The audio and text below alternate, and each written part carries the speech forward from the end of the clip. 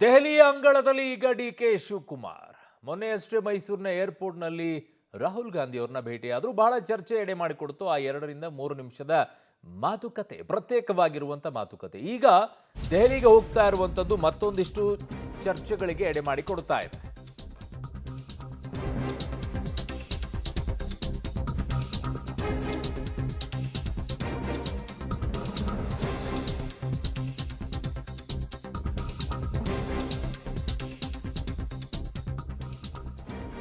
ಪಕ್ಷ ನಿಷ್ಠೆಯ ದಾಳನ ಅಥವಾ ಕೊಟ್ಟ ಮಾತನ್ನ ನೆನಪಿಸ್ತಾರೆ.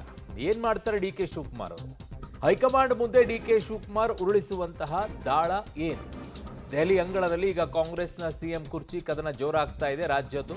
ರಾಹುಲ್ ಗಾಂಧಿ ಜೊತೆಗೆ ಡಿಕೆ ಶಿವಕುಮಾರ್ ಪವರ್ ಟಾಕ್ ಮಾತನಾಡುವಂಥದ್ದಿದೆ. ಅಸ್ಸಾಂ ಚುನಾವಣೆ ವಿಚಾರವಾಗಿ ದೆಹಲಿಗೆ ಡಿಕೆ ಶಿವಕುಮಾರ್ ತೆರಳುತ್ತಾರೆ. ಸೊ ಹಾಗಾಗಿ ಈಗ ಕೇವಲ ಅಸ್ಸಾಂ ವಿಚಾರದಲ್ಲಿ ಆಗುತ್ತಾ ಅಥವಾ ಪವರ್ ಟಾಕ್ ಆಗುತ್ತಾ ಅನ್ನುವಂಥದ್ದನ್ನ ನೋಡಬೇಕಾಗಿದೆ. ಏನಾಗುತ್ತೆ ಅನ್ನುವಂಥ ಕುತೂಹಲ ಇದ್ದೇ ಇರುತ್ತೆ. ಪ್ರತ್ಯೇಕವಾಗಿ ಅವತ್ತು ಮಾತುಕತೆ ಮಾಡಿದಾಗಲೇ ಚರ್ಚೆಗಳಿಗೆ ರೆಕ್ಕೆ ಪುಕ್ಕಗಳು ಬಂದಿತ್ತು. ಇವತ್ತು ಹೋಗಿ ಭೇಟಿ ಆಗ್ತಾ ಇರುವಂಥದ್ದು. ಅವರು ಅಸ್ಸಾಂನ ವೀಕ್ಷಕರಾಗಿದ್ದಾರೆ. ಚುನಾವಣೆ ಇದೆ 5 ರಾಜ್ಯಗಳದ್ದು, ಅದರಲ್ಲಿ ಅಸ್ಸಾಂ ಕೂಡ ಒಂದು. ಹಾಗಾಗಿ ಅದರ ವೀಕ್ಷಕರಾಗಿ ಅವ್ರನ್ನ ನೇಮಕ ಮಾಡಲಾಗಿದೆ. ಆ ನಿಟ್ಟಿನಲ್ಲಿ ಈಗ ಹೋಗಿದ್ದಾರೆ ಅಂತಿದ್ದಾರೆ. ಬರೀ ಕೇವಲ ಅದೊಂದೇ ಆಗುತ್ತಾ ಅಥವಾ ಇಲ್ಲಿಯ ಪವರ್ ಬದಲಾವಣೆಯ ವಿಚಾರದಲ್ಲಿ ಏನಾದರೂ ಮಾತುಕತೆ ಆಗುತ್ತಾ? ಬಹಳ ಕುತೂಹಲವನ್ನು ಕೆರಳಿಸಿರುವಂಥದ್ದು ಕುರ್ಚಿ ಕದನ.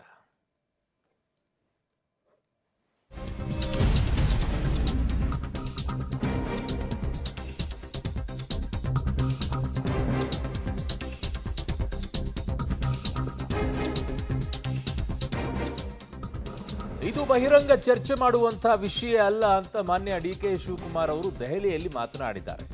ನನ್ನ ಸಿಎಂ ಹಾಗೂ ಹೈಕಮಾಂಡ್ ನಡುವಿನ ವಿಚಾರ ಇದು ಬಹಿರಂಗ ಚರ್ಚೆ ಮಾಡುವಂಥ ವಿಷಯ ಅಲ್ಲ. ನಾಯಕರನ್ನ ಭೇಟಿ ಮಾಡಲೆಂದೇ ದೆಹಲಿಗೆ ಬಂದಿದ್ದೀನಿ ಅಂತ ಡಿಸಿಎಂ ಡಿಕೆ ಶಿವಕುಮಾರ್ ಅವರು ಪ್ರತಿಕ್ರಿಯೆಯನ್ನ ಕೊಟ್ಟಿದ್ದಾರೆ. ಸೊ ಏನು ಹೇಳಿದ್ದಾರೆ ಅವರು ಮೊದಲು ನೋಡೋಣ. ಸಹೋದ್ಯೋಗಿ ಈಗ ಪೊಲಿಟಿಕಲ್ ಬ್ಯೂರೋಯಿಂದ ಸುಖೇಶ್ ನನ್ನ ಸಂಪರ್ಕಕ್ಕೆ ಸಿಗ್ತಾ ಇದ್ದಾರೆ.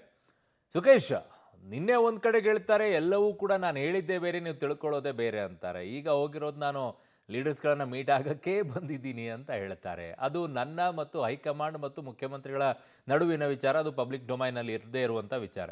ಹೇಗೆ ಅರ್ಥ ಮಾಡ್ಕೊಳ್ಬೇಕು ಅಂತ ಉಪಮುಖ್ಯಮಂತ್ರಿಗಳನ್ನು? ಹಾಗೆ ನೋಡೋಕ್ಕೋದ್ರೆ ಇಡೀ ಬೆಳವಣಿಗೆಯಲ್ಲಿ ಯಾರು ಕೂಡ ಎಲ್ಲೂ ಬಹಿರಂಗವಾಗಿ ಮಾತಾಡಿರಲಿಲ್ಲ. ಒಂದು ಹಂತದವರೆಗೆ ಕಾಂಗ್ರೆಸ್ನಲ್ಲಿ ಪವರ್ ಶೇರಿಂಗ್ ಇದೆ ಅಥವಾ ಅಧಿಕಾರ ಹಂಚಿಕೆ 2.5 ವರ್ಷದ ಮಾತುಕತೆ ಆಗಿದೆ ಅನ್ನೋದು ಸೇರಿದಂತೆ ಯಾವುದು ಕೂಡ ಬಹಿರಂಗ ಪಡಿಸಿರಲಿಲ್ಲ ಅವ್ರದೇ ಆದ ಕಾರಣಕ್ಕೆ. ಆದರೆ ಆನಂತರದಲ್ಲಿ ಆ ವಿಚಾರಗಳೆಲ್ಲ ಮುನ್ನೆಲೆಗೆ ಬಂತು ಮತ್ತು ಡಿಸಿಎಂ ಡಿಕೆ ಶಿವಕುಮಾರ್ ಈಗ ದೆಹಲಿಗೆ ಹೋಗಿರುವಂಥದ್ದು ಒಂದು ಅಸ್ಸಾಂನ ಚುನಾವಣೆಗೆ ಸಂಬಂಧಪಟ್ಟಂತೆ ಇವರು ವೀಕ್ಷಕರಾಗಿರೋದ್ರಿಂದ ಮೀಟಿಂಗ್ನ ಭಾಗವಾಗಿ. ಆದರೆ ಇದೇ ಸೂಕ್ತವಾದ ಸಂದರ್ಭ ಅನ್ನೋ ಕಾರಣಕ್ಕಾಗಿ ಬಹುತೇಕ ಹೈಕಮಾಂಡ್ ನಾಯಕರ ಭೇಟಿಗೆ ಅವರು ಪ್ರಯತ್ನ ಪಡ್ತಾ ಇರುವಂಥದ್ದು. ಯಾಕಂದರೆ ರಾಹುಲ್ ಗಾಂಧಿ ಅವರು ಮೊನ್ನೆ ಮೈಸೂರಿಗೆ ಬಂದಾಗ ಹೇಳೋಗಿರುವಂಥದ್ದು ದೆಹಲಿಗೆ ಕರೆಸಿ ಮಾತಾಡ್ತೀವಿ ಇಬ್ಬರು ಅನ್ನುವಂಥದ್ದು. ಅದಕ್ಕೂ ಮುಂಚಿತವಾಗಿ ತಮ್ಮ ಕ್ಲೈಮ್ ಏನಿದೆ ಅದನ್ನು ಹೈಕಮಾಂಡ್ಗೆ ಹೇಗೆ ಕನ್ವೆ ಮಾಡಬೇಕು ಮತ್ತು ಹೇಗೆ ಕನ್ವಿನ್ಸ್ ಮಾಡ್ಕೋಬೇಕು ಅನ್ನುವ ಪ್ರಯತ್ನದ ಭಾಗವಾಗಿ ಅವರು ಹೋಗಿರುವಂಥದ್ದು ಅನ್ನೋದ್ರಲ್ಲಿ ಯಾವುದೇ ಅನುಮಾನಗಳಿಲ್ಲ. ಹಾಗಾಗಿ ಹೈಕಮಾಂಡ್ ಮಟ್ಟದಲ್ಲಿ ಅವರು ಏನು ಮಾತುಕತೆ ನಡೆಸ್ತಾರೆ ಅನ್ನೋದು ಸಹಜವಾದ ಕುತೂಹಲ, ಮತ್ತು ಅದಕ್ಕೆ ಹೈಕಮಾಂಡ್ ಏನು ರೆಸ್ಪಾನ್ಸ್ ಮಾಡುತ್ತೆ ಅನ್ನೋದು ಕೂಡ ಅಷ್ಟೇ ಕುತೂಹಲ.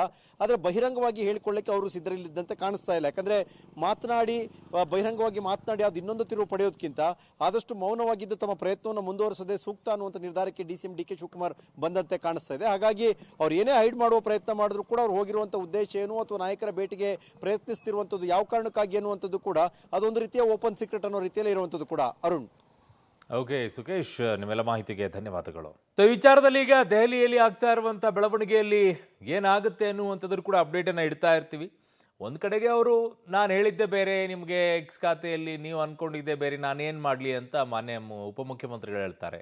ಈಗ ನೋಡಿದರೆ ಅದು ಪಬ್ಲಿಕ್ಕಾಗಿ ಮಾತನಾಡುವಂಥದ್ದಲ್ಲ, ನನಗೆ ಮತ್ತು ಹೈಕಮಾಂಡ್ ಮತ್ತು ಮುಖ್ಯಮಂತ್ರಿಗಳಿಗೆ ಬಿಟ್ಟಂಥ ವಿಚಾರ ಅಂತಾರೆ. ನಾನು ಮೀಟ್ ಆಗೋಕ್ಕೆ ಬಂದಿದ್ದೀನಿ ಅಂತಾರೆ.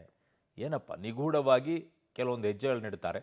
ಅದನ್ನು ಯಾರಾದರೂ ಹೇಳಿದ್ರೆ ಅದು ಹಂಗಲ್ಲ, ನಾನು ಹೇಳಿದ್ದು ಬೇರೆ ಅಂತಾರೆ.